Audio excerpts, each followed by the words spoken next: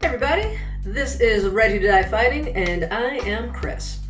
And today I am hanging out in my bathroom because yesterday I went on a fun run, a coronavirus fun run, for some potentially last minute emergency supplies, things that I thought I might need just in case this thing turns into a full-scale pandemic. I don't have any insider information. I'm reading the same news stories, the same videos and posts on social media that you guys are. I've got nothing to add there.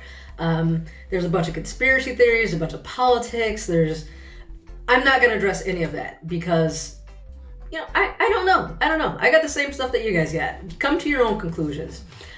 What I want to share is what I'm doing and what I think other people can do to help try to prepare for the situation, whatever it may end up being. And the way I see it, it's entirely possible that this may be no worse than the flu, and the media is blowing it out of proportion. Maybe, I don't know. In which case, fantastic. That is great news. That is what I am hoping for. And if that's the case, all the prepping that I've done over the last few weeks, well, I'm just that more prepared and have a better understanding of pandemics and viruses for the next time around, because there will be something later on eventually. There's some kind of virus every few years.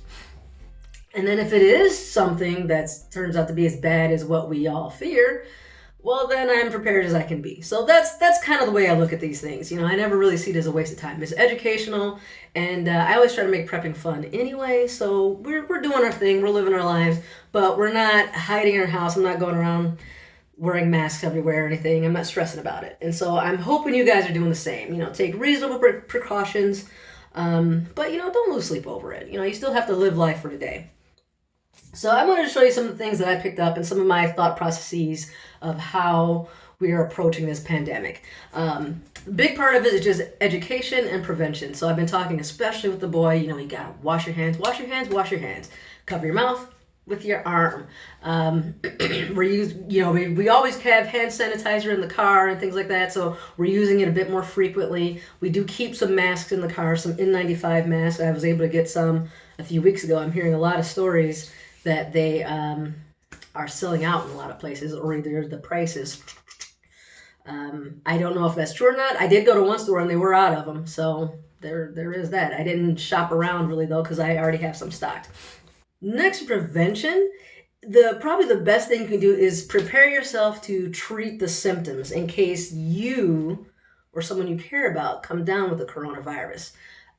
It is a virus. It's not a bacteria, so antibiotics aren't going to work. There's no vaccine as of this moment, to my knowledge.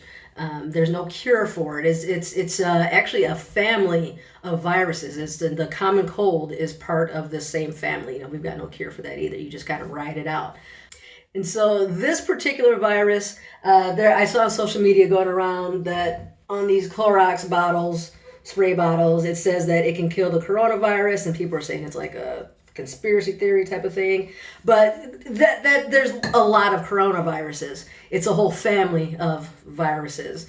And this new virus is a branch off of that, a spin off of that. And we don't know a whole lot about this particular strain of virus. So, but if it behaves the way that most other viruses do, and most other viruses in its family, your best bet is prevention and then treating the symptoms, because you can't really cure it. And the symptoms of this virus is going to be, you're going to watch out for fever. There's going to be coughing and sneezing. It can turn deadly if you have if that infection can get into your lungs, and you can develop pneumonia and bronchitis, and you kind of goes downhill from there. That's where a lot of people run into trouble. But also fevers can be really dangerous. There has been some reports of nausea, diarrhea, upset stomach, all that.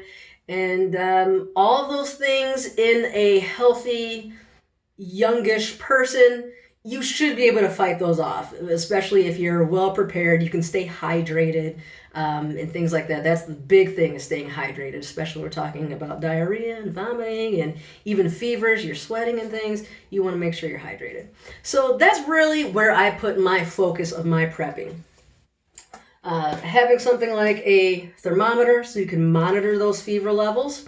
you need to know. So after a certain point, and from what I've understand, I've been reading about this, is that the 98.6, they've got, on this particular one, they tell you the temperature ranges and they give you a color.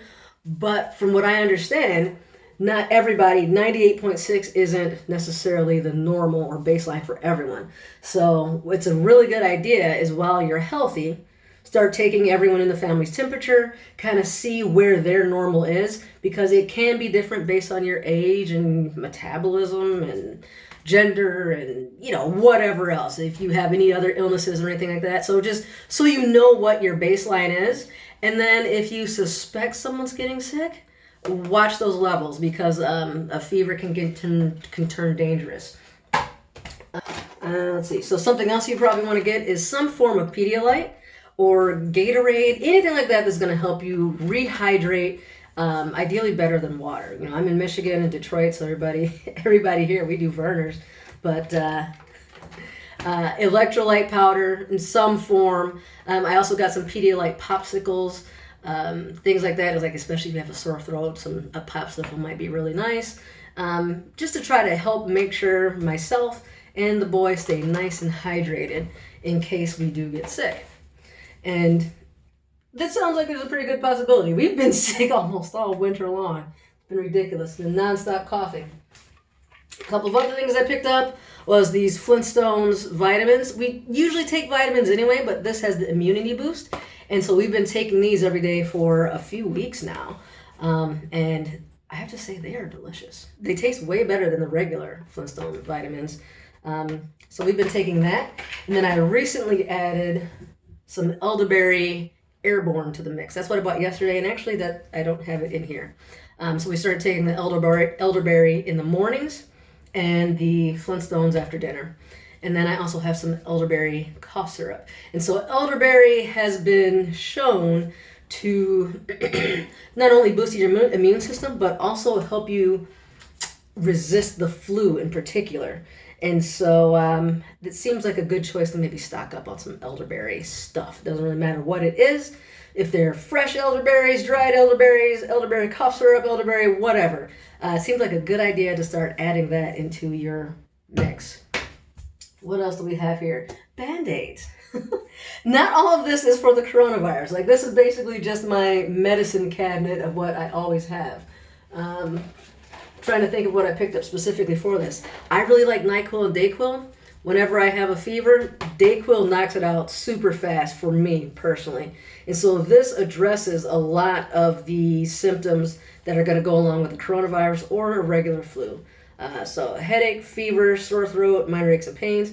Now, you should not experience the aches and pains with the coronavirus.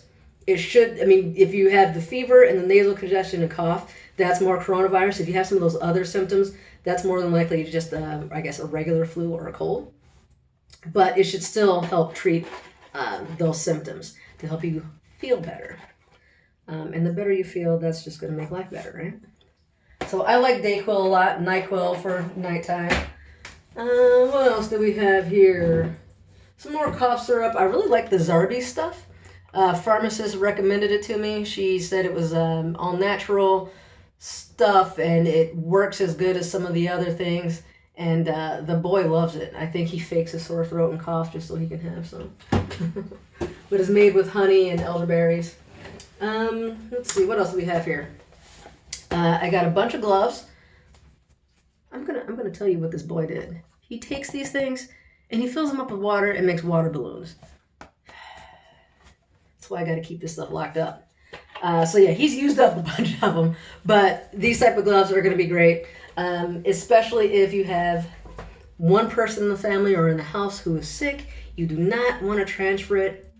You want to minimize that as much as possible.